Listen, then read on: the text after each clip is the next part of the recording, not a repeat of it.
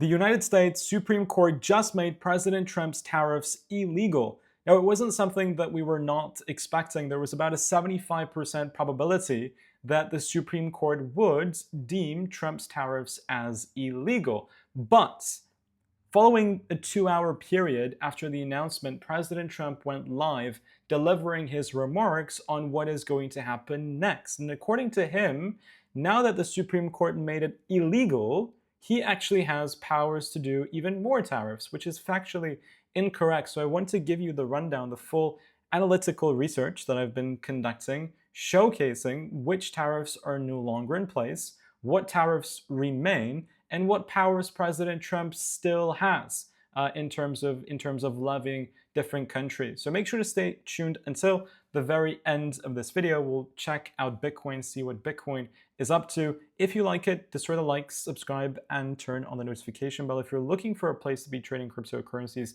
check out the links in the description to get the best bonuses available with our partnered exchanges. With that said, let's go and see the Bitcoin price action. Bitcoin not too volatile on the news, quite shocking. The S&P went up by 60 basis points. Bitcoin went up by $1,000 as soon as the tariffs were deemed as illegal. And the reason behind this is just because now we have more clarity. There was always a question mark on the longevity of the tariff plan. A lot of world geopolitics and a lot of the peace between multiple countries was mediated via tariffs. And I think there was always this question in the back of people's minds.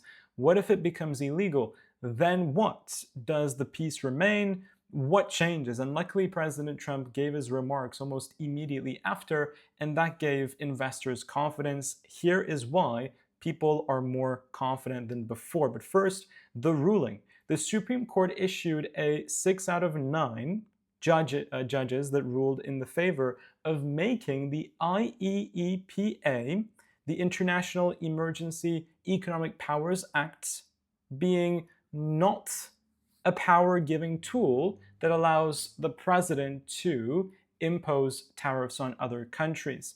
Congress, according to American Constitution, Congress has the power to use tariffs on other countries.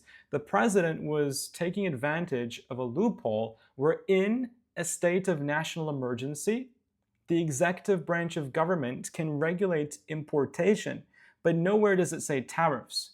So you can technically make the case that regulating importation is, you can put tariffs in there, but really it's explicitly stated that Congress has that power.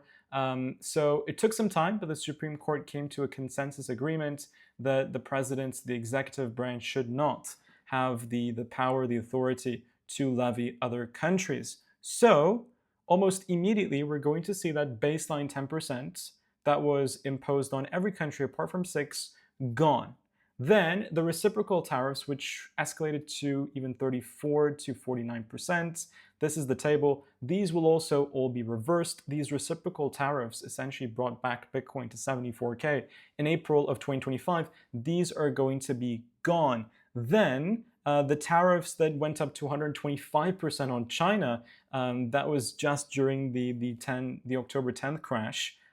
Those are also going to be gone. They're under the border security tariffs category. And then tariffs on Indian imports tied to Russian oil and tariffs on Brazil will also be gone. And the estimated refund is between 130 billion to 175 billion paid out over 2 to 5 years. Insane amounts of money.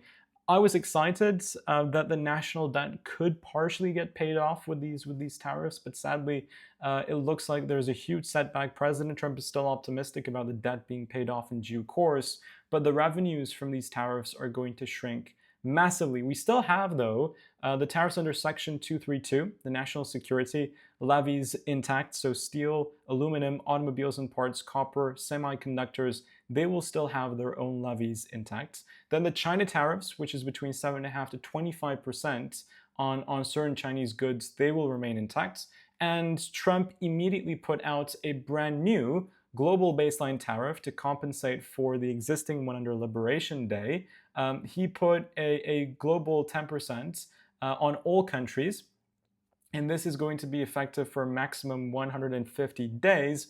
Congress can decide to stop it after 150 days, or they can decide to extend it. So this is the situation currently. This is what is gone and what President Trump can continue keep the tariffs for. So the statement that following this ruling, Trump has now even more power to tariff is incorrect, but there are alternatives for what President Trump can do. He can control the import percentages, so he can control the percentage of goods that are imported / exported, not charging a dollar fee, but still controlling the percentage of imports and exports, which do a very similar thing. Then he can block entire countries from importing and America exporting too, based off of my research. So he still has a lot of powerful things that he can implement, right? I don't think it's more powerful and more, I mean, it is more crystal clear,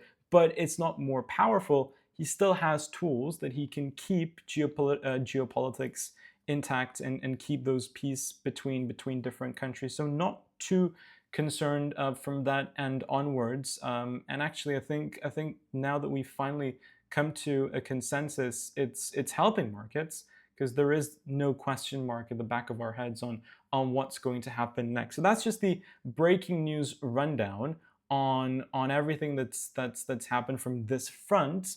Something that troubles me more is obviously the Iran case. America has moved the largest military assets since 2003. Iraq, this is the largest movement of military assets into the Middle East. And sadly, you don't move this many military assets, make that investment to do nothing. At least that's my observation. Hopefully nothing happens. Hopefully nothing happens. But things do point to a more concerning and pessimistic overview. Iran's rial capitulated to extremely low levels. Like, these are all worrying signs. Trump still gave 10 to 15 days to Iran to come to a meaningful nuclear deal. Hopefully it does.